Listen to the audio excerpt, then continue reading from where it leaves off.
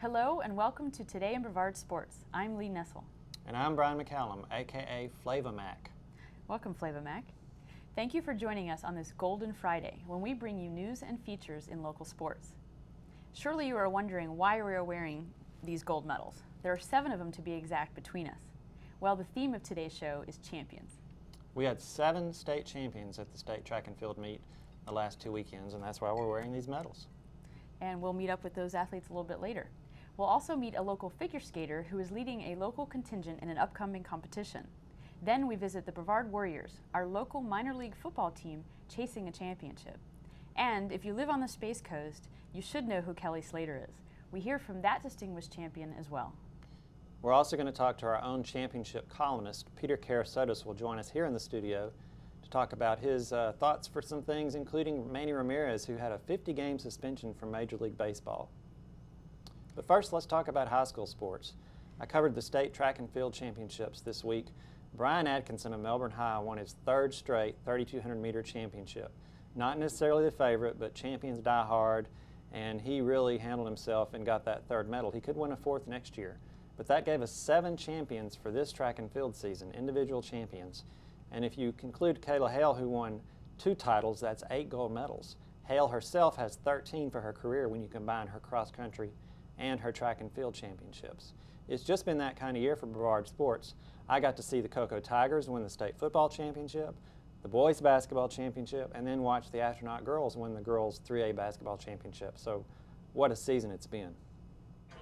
The track and field champions are Mike Vaney of Merritt Island in 3A pole vault. I was there, I saw every jump, unbelievable. I didn't know my own self if he had the 16 feet 8 inches in him, which is what it was going to take for a state championship, or actually not for a state championship, but to break the state meet record, which he was able to do. He actually went for 17 feet and came very close, but man, it was such a hot day, very dry. I don't think our kids are used to that dry heat. We're over here on the beach where we have the wind, and it just took so much out of him that I think he'd given everything he had. It was a really good competition, and he had some tough competition, so he had to do everything he could just to get the state meet. We actually have that 16-8 jump here on video. I don't know if you know this, Lee, but I can actually jump 16 feet 8 inches with my legs if I have a good breakfast in the morning. Well, Brian, So, I want to have your breakfast of champions. Yeah. Please give me that recipe. So Vanny's talented for a pole vaulter, can't quite do what I can do. Then I was there, and the next day was when Brian Atkinson of Melbourne won his 4A championship. He is somebody who was not necessarily supposed to win his championship. There was a kid out of the Tampa area who had beaten him at the regional meet, but I'm going to tell you what, Brian is hard to beat when it comes down to it. I think he held a little bit back at the regional. Now, also kind of a bit of an underdog was Sean Chapman of Rockledge. He won discus in 3A. Sean Chapman is a football player. If people read the paper this week, they know that I was there last year when he had a bad throw at the end. I took a little bit of the blame because I was in the photographer's area, and it caused one of the officials to wonder why I was in there. He didn't know I had a pass and interrupted Sean's throw, so I was glad to see him turn it around and get his win. Also, Darian Williams of Cocoa won in the 2A long jump. He's won it 3 times now. He's a junior. He had 24.8 was his best jump this year. They didn't quite take that to win this year. He had to jump 24.5 3/4. But if he can do it again next year, he'll be one of only 3 ever in Florida to win it 4 times. I think we skip Ashley Shiver, who is kind of like you. She's a swimmer also. Right. She's a runner. You're getting into the runner and the triathlon stuff now. She won the mile, the girls' mile in 3A, and she's a do-everything. She's got medals from cross country, from track, and from swimming.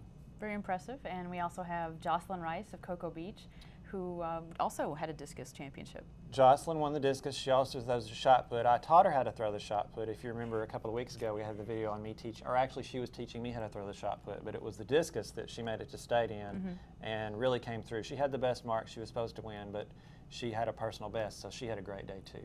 And last but not least, one of the most decorated runners probably to ever come out of Brevard County. Let's talk about Kayla Hale.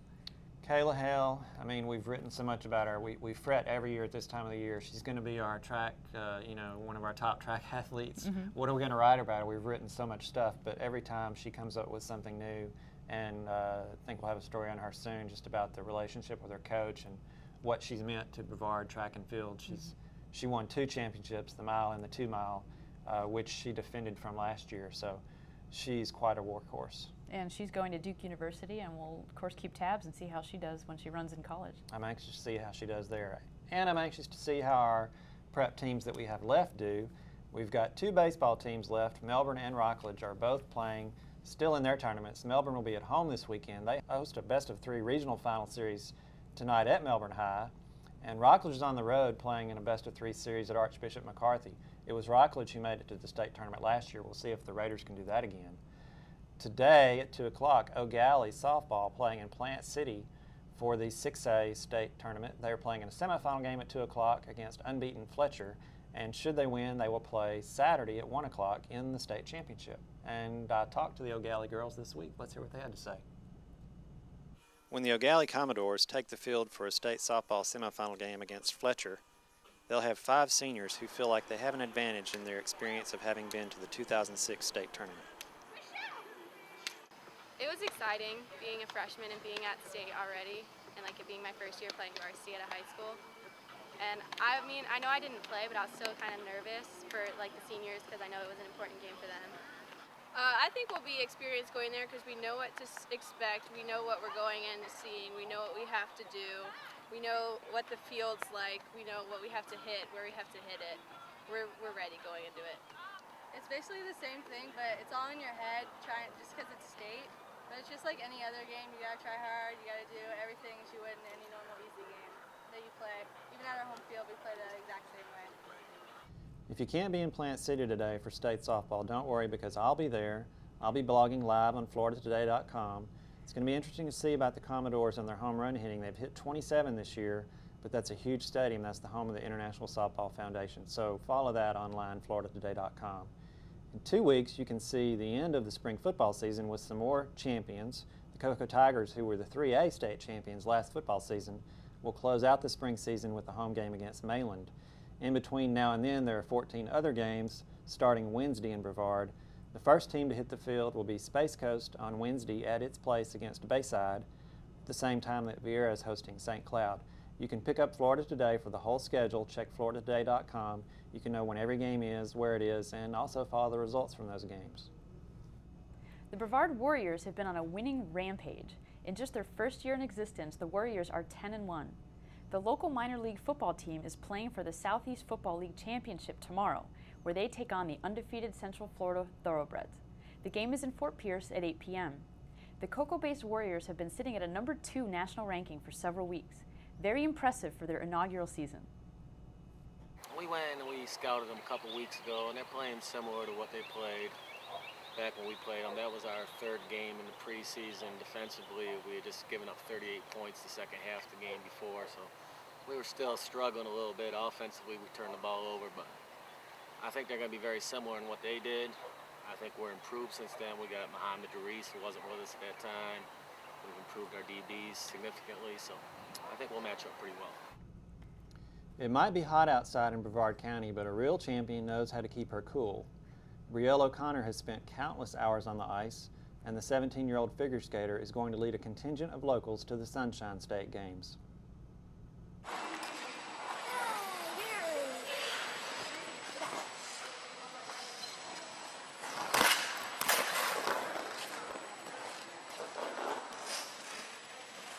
I'd really like to become a show skater, do things like Disney on Ice. I was actually accepted into the Ice Theater of New York to do an internship with them last spring, but I didn't accept it that spring, so hopefully I'll be going this spring. I love teaching little kids how to skate.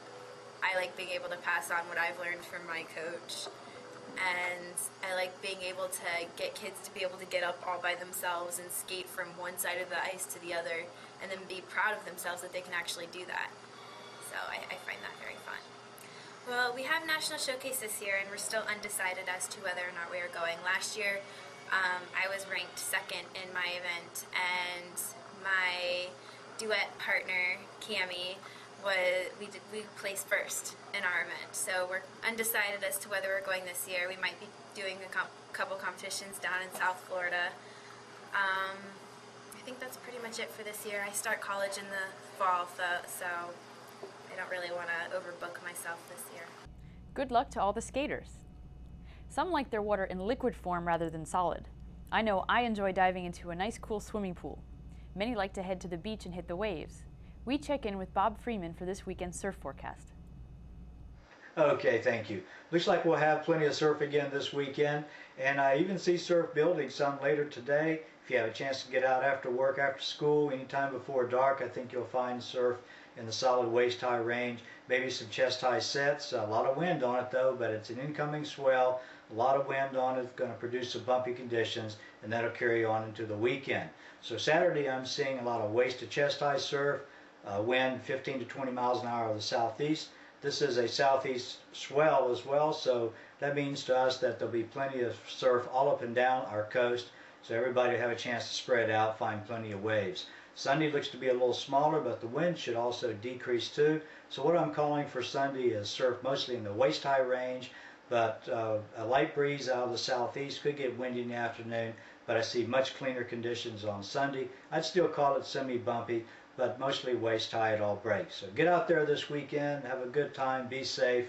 This is Bob Freeman for Florida Today. Thank you, Bob. A local surfer well versed in the word champion is Kelly Slater. The Cocoa Beach native has played a significant role in expanding interest in professional surfing worldwide. 9 world titles can do that. Slater and local brothers CJ and Damian Hobgood are in Tahiti this week for the Billabong Pro. You know, I was definitely on a fast learning curve out there. Like, took a couple, had to try to pull through, kind of went over at the lip and ended up in the lagoon a couple different times. I think I went through 2 times, but the last one was worth it. The last one was pretty exciting. Florida Today will keep you updated on how our local surfers do as they conquer Tahiti and all the other exotic locations on the ASP World Tour. Check Inside Florida Today Sports and on FloridaToday.com. Going to Tahiti to surf, it's a rough life, but somebody's got to do it. I know where Tahiti is, I looked it up. College news, we're following Bayside High and University of Florida graduate Billy Horschel. The SEC champion and his Gator teammates are playing in the NCAA Regional Tournament this weekend in Austin, Texas, another great place. This has been a busy week for Horschel. He also played in a U.S. Open local qualifier on Monday. He shot 70 at the Hammock Dunes Creek course in Palm Coast to advance to the June 8th sectionals. In other golf news, Satellite Beach's Daniel Icabelli is playing in the NCAA Division II National Tournament in Ohio. The Florida Tech senior is the 2007 national champion. She is competing as an individual in the 72-hole tournament that wraps up on Saturday. Brevard Community College's men's golf team will compete in the NJCAA National Tournament next week in Alabama. The Titans are in their 41st year as a golf program. According to available records, they have been to the tournament every year except 2, and they have won it 7 times. BCC won national championships in 1971, 76 through 78, 85, 87, and 91. Current head coach Jamie Howell is taking the Titans to the tournament for the 7th time. We now welcome our columnist Peter Kerasotis to the studio for his weekly commentary on the hot topics in sports. Thank you very much, Lee. A lot to talk about in the world of sports. As always, one of the things that's on my mind is Manny Ramirez. Big news this past week, a 50-game suspension handed down by Major League Baseball, so he's out of the Los Angeles Dodgers lineup for most of the summer. And I find this very interesting on a variety of levels. I think what we're seeing is that Major League Baseball has sent with this suspension a very clear message that it is serious about cleaning up its sport and cleaning up performance-enhancing drugs amongst players. And what we see now with Manny Ramirez is the first superstar and arguably headed for the Hall of Fame prior to this revelation, the first such player suspended during the season. So I know that that's got to send a message to the rest of the players that there's no fooling around. And what's interesting about what Major League Baseball did with Manny Ramirez is that they really did a lot of digging to find out that he was using performance-enhancing drugs. It was a multi-step process, and let me take you through it. First of all, when they tested him before the season started, he had elevated testosterone levels in his system. So that immediately sends up a red flag. And Major League Baseball took that red flag and looked a little closer to find out what was going on. So they did more testing, and what they found out when they did more testing is that the elevated testosterone level in his system was synthetic. meaning that it had to be ingested. So that's the second step in the process. The third step after that was that Major League Baseball, per the agreement with the union, they can request a player's medical record. So they did that. They got Manny Ramirez's medical records, and they found out that he had gotten a prescription for a drug called HGC. Now, HGC is a woman's fertility drug, but it's common among steroid users to kickstart their testosterone after coming down from using a steroid. So it's something that's very common, and it's been banned since 1985 in most sports and amateur sports in the Olympics and such. So it's well known, and it's been banned for a long, long time. So that was the next level that Major League Baseball went and found out that he had gotten a prescription for HGC. And then they went back to Manny Ramirez and questioned him about not one now, but two different drugs. Elevated testosterone level in the system that drug testing found to be coming from a synthetic source, and then of course the HGC in his system. So suspended for 50 games. And I think not only does this send a message to the rest of baseball as far as players are concerned, but also it sends a message to fans that baseball is serious, and even a big name like Manny Ramirez is not immune. He will get suspended just like anybody else will get suspended. So it's going to be interesting to see how this plays out going forward, because a player like Manny Ramirez, so much of sports is confidence.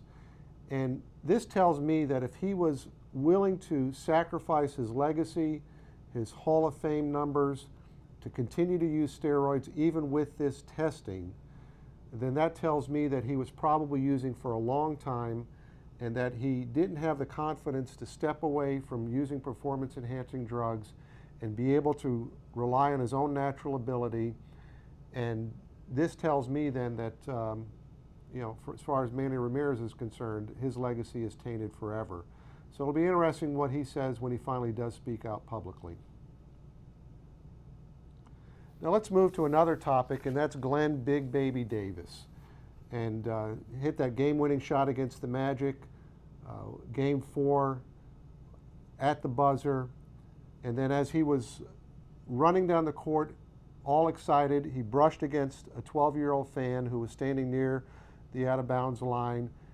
And unbelievably, the father makes a big deal out of it, which makes me wonder who is really the big baby here. It also makes me, I always have an opinion that those courtside seats or those box seats at baseball games usually don't go to the hardcore fans. They go to people who have a lot of disposable income, want to be seen. A real fan would not complain about a player brushing. The kid wasn't hurt. And so the father got a lot of flack for that. His Facebook got a lot of nasty messages. National media really picked up on it. And so he demanded an apology. Glenn Big Baby Davis did apologize. But I think he needs to apologize to Glenn Davis for calling him a raging animal and saying that he had no regard for fan safety. Anybody who has played sports knows that when you hit a game-winning shot, especially in the NBA playoffs, or like when Tiger Woods throws his hat down and doesn't even remember doing it, you're in such a euphoric state that you're just in a different place at that time. And when he realized that he had brushed against the fan, he apologized. I think now it's time for the father to apologize to Glenn Davis for calling him a raging animal. Well, thanks again for tuning in to my take on your sports, and thank you, Lee, and we look forward to talking to you again next week. Thank you, Peter, for always enlightening us. And thank you, viewers, for joining us at Today in Brevard Sports Champions Edition. Please join us next week for another look at sports news in your community. And remember, to keep up with the latest in local sports, pick up Florida Today and visit floridatoday.com. We'll see you next time. Take care.